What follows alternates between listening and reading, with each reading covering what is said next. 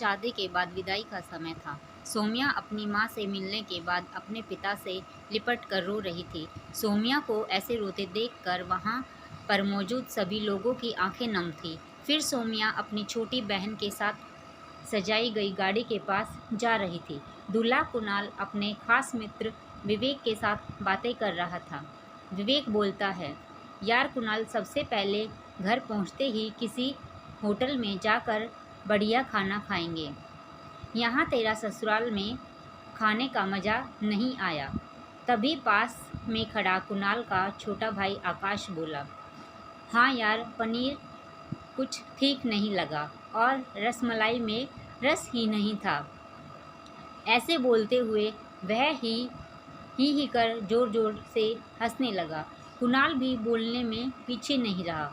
वह बोला, अरे घर पहुंचने के बाद ही हम लोग होटल चलेंगे। जो खाना है खा लेना, मुझे भी यहाँ खाने में मज़ा नहीं आया। रोटियाँ भी गर्म नहीं थी। अपने पति के मुंह से यह शब्द सुनते ही सौम्या, जो गाड़ी में बैठने जा ही रही थी, वापस मुड़ी और भागकर अपने पिताजी के पास गई। फिर जाकर सौम्या अपने पिताजी को बोली, मैं ससुराल नहीं जाऊंगी पिताजी, मुझे यह शादी मंजूर नहीं है। यह शब्द उसने इतनी ज़ोर से बोली कि सब लोग हक्के बक्के रह गए। सब कोई नज़दीक आ गए। सौम्या के ससुराल वालों पर तो जैसे पहाड़ टूट पड़ा। मामला क्या था, यह किसी की समझ में नहीं आ रहा था। तभी सौम्या के ससुर श्यामलाल जी ने आगे बढ़कर सौम्या से पूछा, लेकिन बात क्या है बहू? शादी हो गई है, विदाई का समय है, अचानक क्या हुआ कि तुम शादी को नामंजूर कर रही हो? कुणाल का तो मानो दुनिया लुटने जा रहा था। वह भी सौम्या के पास आ गया और उसके दोस्त भी। सब लोग जानना चाहते थे कि आखिर ऐन वक्त पर ऐसा क्या हुआ कि दुल्हन ससुराल जाने से मना कर रही है। सौम्या ने अपने ससुर से कहा, बाबूजी, मेरे माता पिता ने अपने सपनों को मारकर हम बहनों को पढ़ाया लिखाया व काबिल बनाया है। आप जानते हैं एक बाप के लिए बेटी क्या मायने रखती है।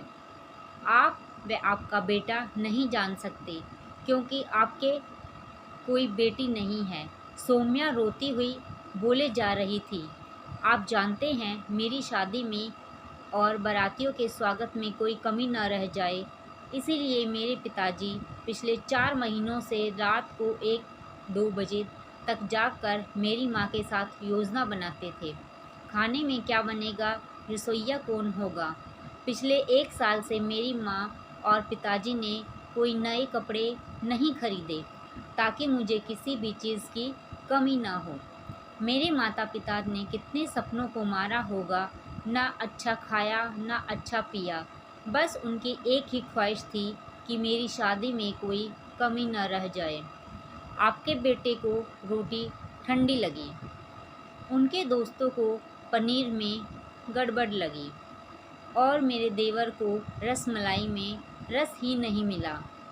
इनका ऐसा खिलखिलाकर हंसना मेरे पिताजी के अभिमान को ठेस पहुंचाने के समान है।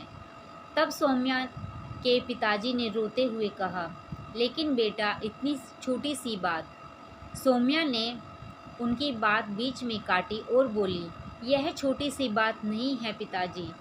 मेरे पति को मेरे पिता की इज्जत नहीं। रोटी क्या आपने बनाई? रसमलाई, पनीर, यह सब केटर्स का काम है। आपने तो दिल खोलकर और अपनी हैसियत से बढ़कर खर्च किया है। कुछ कमी रही तो वह केटर्स की तरफ से। आप तो अपने दिल का टुकड़ा अपनी गुड़िया रानी को विदा कर रहे हैं। मुझे विदा करने के बाद आप और माँ कितना रोएंगे, क्या मुझे पता नहीं? जो लोग पत्नी या बहू लेने आए हैं वह खाने में कमियां निकाल रहे हैं। मुझ में कोई कमी आपने नहीं रखी। यह बात इनकी समझ में क्यों नहीं आई? सौम्या के पिता ने सौम्या के सर पर हाथ फिराया और बोले, अरे पगली, तू बात का बतंगड़ बना रही है। तुझे मेरा कसम, अब शांत हो जा। मुझे तुझ पर गर्व है कि तू मेरी बेटी है, लेकिन बेटा इन्हें माफ़ कर दो। तभी कुणाल ने आकर सौम्या के पिताजी के हाथ पकड़कर बोले, मुझे माफ़ कर दीजिए बाबूजी, मुझसे गलती हो गई। ऐसा बोलकर वो रो पड़ा। तभी श्यामलाल जी ने आगे बढ़कर सौम्या के सर पर हाथ रखा और बोला, मैं तो बहू लेने आया था, लेकिन ईश्वर ने मुझे तो बेटी दे दी और बेटे की अहमियत भी समझा दी। मुझे ईश्वर ने बेटी नहीं दी, शायद इसीलिए क्योंकि तुम्हारे जैसी बेटी मेरे नसीब में थी। बेटा अब इन नालायकों को माफ़ कर दे, मैं तेरे सामने हाथ जोड़ता हूँ। ऐसा बोलकर श्यामलाल जी ने सचमुच हाथ जोड़ दिए और सौम्या के सामने अपना सिर झुका दिया। सौम्या ने अपने ससुर के हाथ पकड़ लिए और बोली, बाबूजी। तब श्यामलाल जी ने कहा, बाबूजी नहीं, पिताजी। तब सौम्या भावुक होकर अपने ससुर जी से लिपट गई। यह सब देख सौम्या के माँ और पिताजी भी बहुत खुश हुए। सौम्या अब राजी खुशी अपने ससुराल चली गई। पीछे छोड़ गई थी आंसुओं से भीगी अपने माँ और पिताजी की आंखें, अपने पिता का वह आंगन जिस पर कल तक वह चहकती थी।